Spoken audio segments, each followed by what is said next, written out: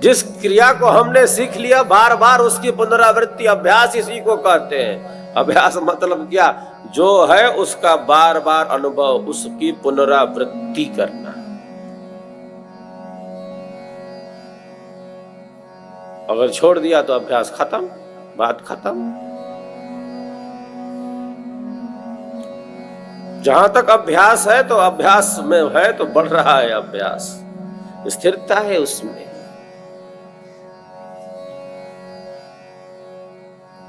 टाल नहीं सकते, संशय में प्रमाद में नहीं आ सकते, इतना दृढ़ संकल्प है। और वीतराग वैराग्य, वैराग्य के भी 4 स्तर हैं। यतमान, व्यतिरेक, एकेंद्रीय और वशीकार। तो जब केवल चिंतन है संसार का, इन भोगों का, इन पदार्थों का, तब केवल राग में ही स्थिति है। और क्यों है ये चिंतन? जितना संसार का चिंतन तो उतना ही ज्यादा नहीं, शरीर का जितना ध्यान देना है तो उतना ही देना है। गंगा में स्नान करना अच्छा है, गंगा में स्नान करना अच्छा है, गंगा में डूबकर प्राणों को गंवाना बिल्कुल अच्छा नहीं है। घर में रहना है, हम रहते थोड़े, हम डूब जाते हैं उसी में। घर में रहना है, परिवार में रहना है, अपने कर्तव्य कर्मों का पालन करना है, फंसना नहीं, उसमें उलझ कर नहीं रह सकते, संसार में उलझ कर नहीं रह सकते। किस लिए मिला ये शरीर? इस बोध से अलग होकर नहीं रह सकते। संसार में तो कुछ न कुछ लगा है, लगा रहेगा, कहाँ शांत होने वाला है? संसार के भोग शांत नहीं होने वाले, संसार के भोगों से मन को तृप्त नहीं किया जा सकता। जैसे छलनी में गौ माता का दूध इकट्ठा नहीं किया जा सकता, सब गायों का दूध लिया छलनी में और छलनी खाली की खाली। वैसे ही संसार के समस्त विषयों के भोग करने के बाद जैसे मन को बिल्कुल तृप्ति न हो, मन को बिल्कुल तृप्ति न हो। सब गायों का दूध लिया छलनी में, बिल्कुल छलनी खाली की खाली। वैसे मन को तृप्त नहीं किया जा सकता संसार से, इन भोगों से, इन पदार्थों से, इन संबंधों से तो नहीं किया जा सकता। मन को तृप्त नहीं किया जा सकता। भोगों की अधिकता सदैव दुख को ही उत्पन्न करती है। पुआल की टोकरी में जितना भी जल भरा जाए, जल बिल्कुल खाली, जल बिल्कुल गायब। पुआल की टोकरी में मन को संसार के विषयों से, संबंधों से जितना भरोगा, फिर जैसे तरंगे हैं समुद्र में, सागर में तरंगे हो, कैसे तरंगित है। वो तो पर्वत से जा टकरा रही है, पर्वत से लोहा लेती है। समुद्र तट पर जो पर्वत खड़ा है, तो ईश्वरी चिंतन न होने से, सत्संग न होने से, श्रेष्ठ चिंतन न होने से, व्यापक चिंतन न होने से, कल्याणकारी चिंतन न होने से व्यर्थ का बकवाद होता है, व्यर्थ का वाणी का दुरुपयोग होता है। जितना शरीर संसार समाज के लिए उपयोगी है, बस वहीं तक, उतना ही ध्यान रखना है। जितना चिंतन करना है उतना चिंतन करना है, अधिक नहीं। अधिक चिंतन किसका?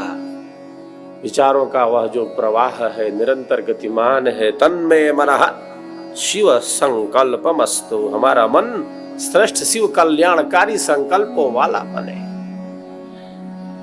तो योगीराज क्या कहते हैं? ध्यायतो विषयान पुंसा संगस्ते सुपजायते, संगात संजायते कामः, कामात् क्रोधो विजायते। आसक्ति युक्त चिंतन से संग दोष उत्पन्न हो गया। कामनाएं अनियंत्रित हो गई और कामनाओं की प्राप्ति में बाधा हुई तो क्या उत्पन्न हो गया? कामात क्रोधो भी जायते, क्रोध उत्पन्न हो गया। क्रोध कहां से आया है? ये काम के पेट से निकला है, काम के गर्भ से क्रोध उत्पन्न हुआ। कामात क्रोधो भी जायते, कामनाओं की पूर्ति हो रही है तो क्या हो रहा है? उस समय कैसा हो रहा है? उस समय राग बढ़ता जा रहा है, राग बढ़ता जा रहा है। एक सुख भोगा और पुनः उस सुख को बारंबार भोगने की इच्छा दृढ़ हुई तो राग उत्पन्न हो गया। जब सुख मिलता जा रहा है तब राग बढ़ता जा रहा है, लालसाएं, कामनाएं, इच्छाएं, वासनाएं बढ़ती जा रही हैं और जब उनकी प्राप्ति में बाधा उत्पन्न हो रही है तब द्वेष उत्पन्न हो गया।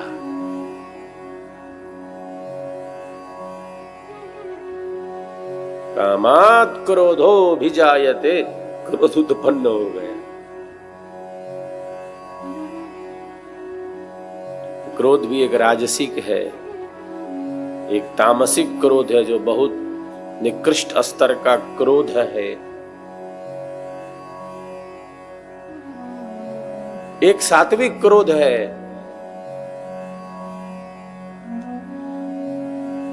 जिसे मन्यु कहा गया है।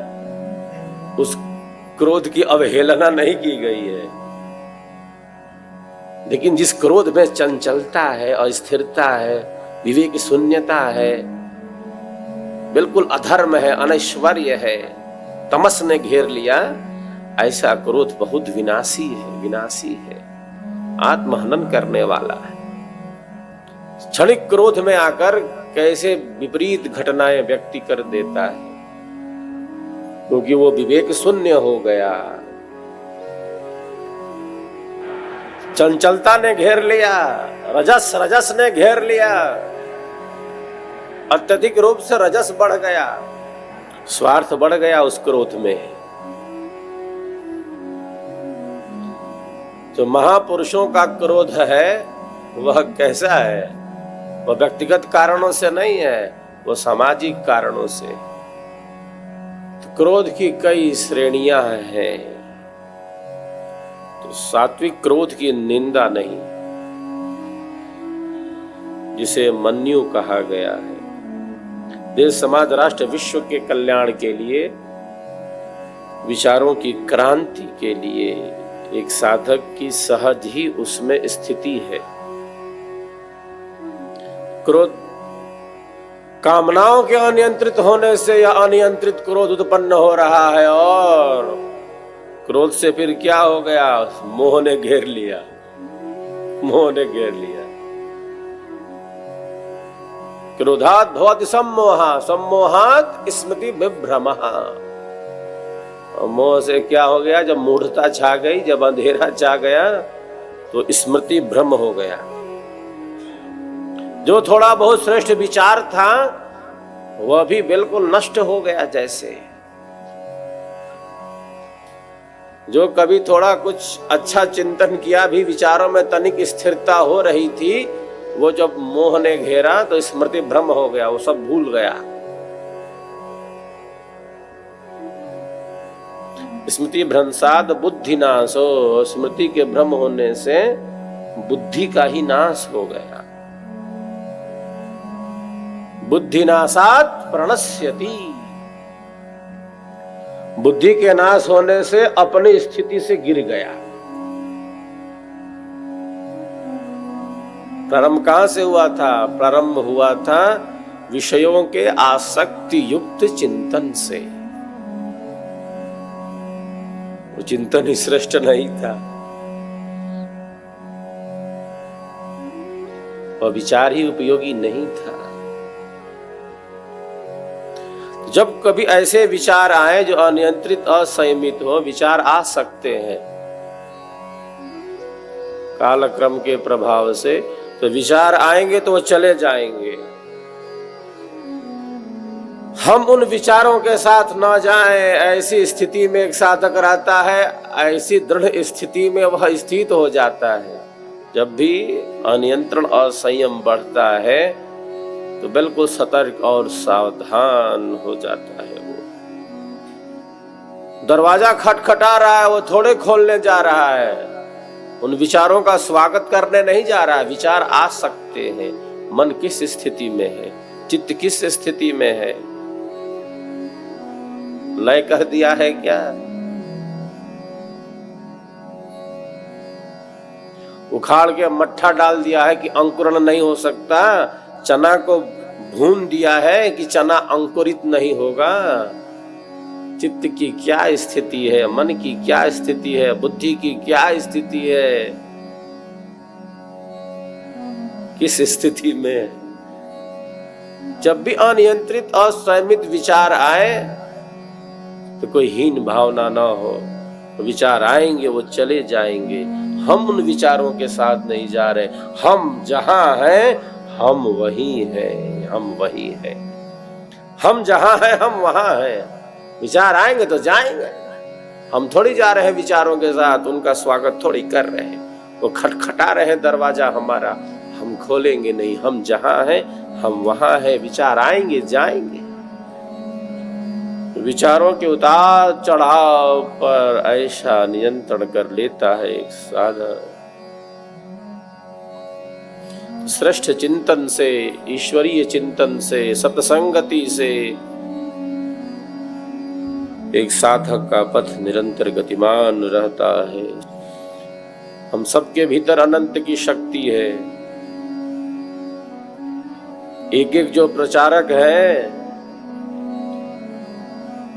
हजारों हजार लोगों को विहंगम योग की धारा से जोड़ सकते हैं, विहंगम योग की धारा से जोड़ सकते हैं।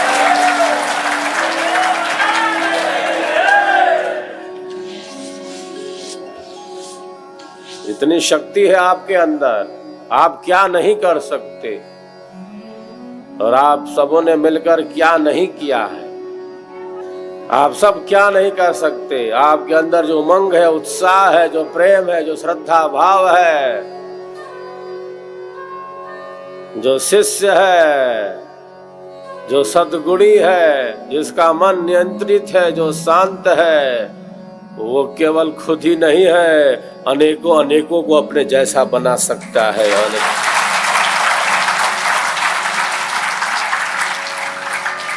क्योंकि वैसी शक्तियों को वो बिखेर रहा है। जो जैसा है वैसे ही परमाणुओं को बिखेर रहा है। हमारी मातृशक्ति हो, युवा भाई बहन, सभी प्रचारक गण, वरिष्ठ, वो अकेले नहीं है। वे हजारों लोगों को, हजारों आत्माओं को ब्रह्म विद्या की धारा से जोड़ने की क्षमता रखते हैं, ताकत रखते हैं।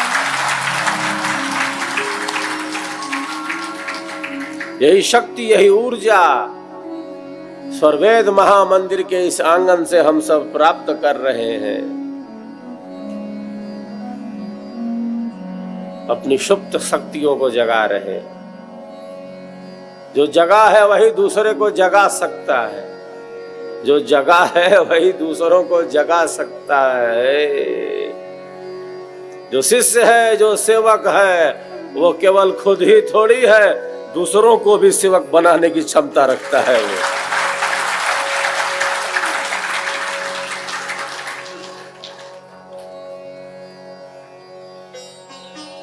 जो शांत है, जो सुचिता के पथ पर है, जो पवित्रता के पथ पर है, तो वही थोड़ी है केवल दूसरों को वैसी ही शक्ति दे रहा है। वो वैसे ही परमाणुओं को बिखेर रहा है। वो आप सबों के अंदर वह शक्ति है। आप सबों के अंदर, आप सब श्रेष्ठ आत्माएं हैं। सद्गुरुदेव क्या कहते हैं? शिष्य हमारे सब बड़े, शिष्य हमारे सब बड़े, कर्म गुणन कर भेद, कर्म गुणन कर भेद। शिष्य बड़ा होता है, शिष्य से बड़ा कोई पद नहीं है, सेवा से बड़ी कोई वस्तु नहीं है।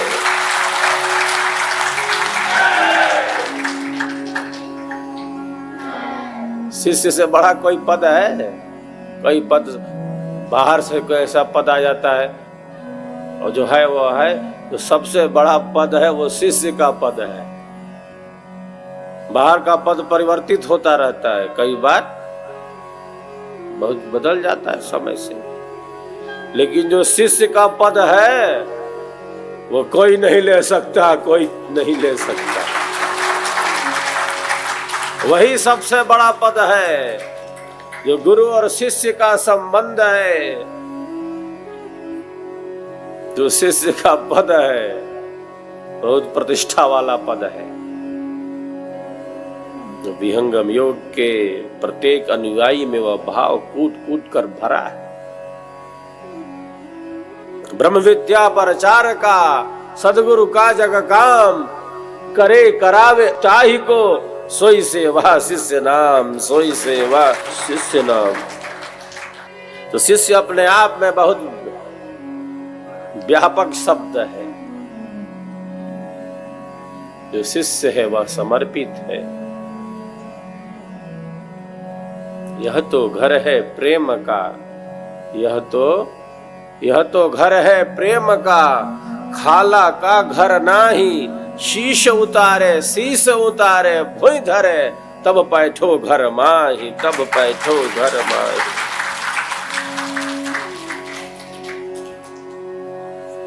जो संबंध है सदगुरु और शिष्य का, इससे पवित्र संबंध दुनिया में कोई अन्य नहीं है।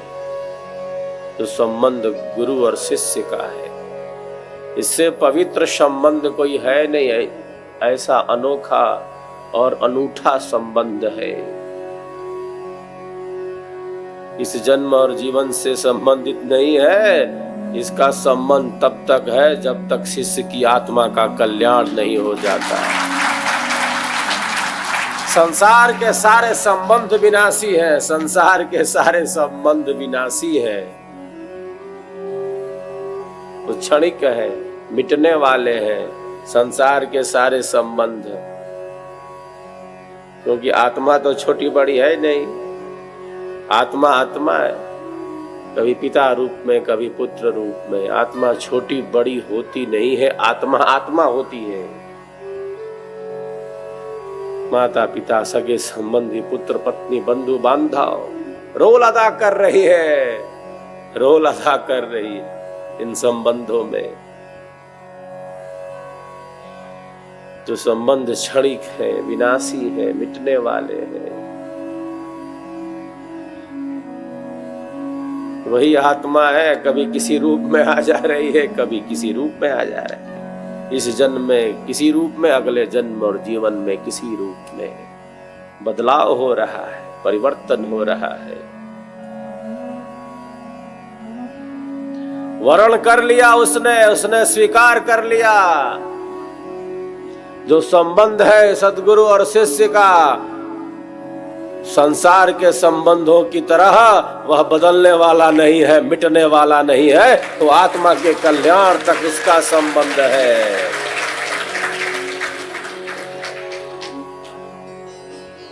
जगत के रंग सब झूठे, तू अपने रंग में रंग ले। जैसे अग्नि पवित्र करती है, अग्नि पवित्र कर देती है। अग्नि का काम है प्रकाश फैलाना। सूर्य देव प्रकाशित कर देते हैं, बाहर का अंधेरा दूर हो जाता है। पृथ्वी पर अशुद्ध से अशुद्ध स्थान के जल को सूर्य की किरणें शुद्ध कर देती है, अपने जैसा बना लेती है। किरण खुद अशुद्ध नहीं होती, किरण खुद अशुद्ध नहीं होती।